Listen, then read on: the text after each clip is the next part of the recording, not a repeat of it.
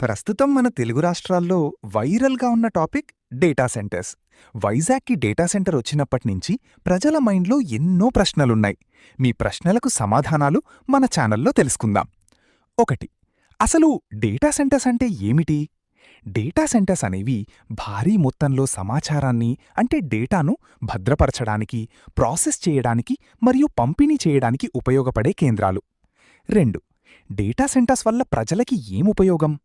Data centres వల్ల ఎన్నో ఉద్యోగాలతో పాటు ఒక్క గూగుల్ డేటా సెంటర్ వల్ల 10,000 కోట్ల రెవెన్యూ ఒక్క సంవత్సరంలో రాష్ట్రానికి జనరేట్ అవుతుంది అని అంచనా. 3. డేటా సెంటర్ ఆంధ్రప్రదేశ్కి రావడం ఎవరి వల్ల జరిగింది? డేటా పార్క్ అందేది అలాంటి డేటా సెంటర్స్ యొక్క సమూహం. అలాంటి పార్క్ను బిల్డ్ చేయడానికి జగన్ గారు ట్రై చేశారు. జగన్ 300 మెగావాట్ ఉన్న డేటా పార్క్ను కట్టాలని ట్రై చేశారు, కానీ కూటమి గవర్నమెంట్ సింగిల్ డేటా సెంటర్ని 1000 మెగావాట్ పవర్ గల కెపాసిటీతో తెచ్చారు. అండ్ ఇంకా ఎన్నో డేటా సెంటర్స్ను తెస్తున్నారు. ఇలా చేయడానికి జగన్ గారు తెచ్చిన ఇన్ఫ్రాస్ట్రక్చర్ ఎంతగానో ఉపయోగపడింది.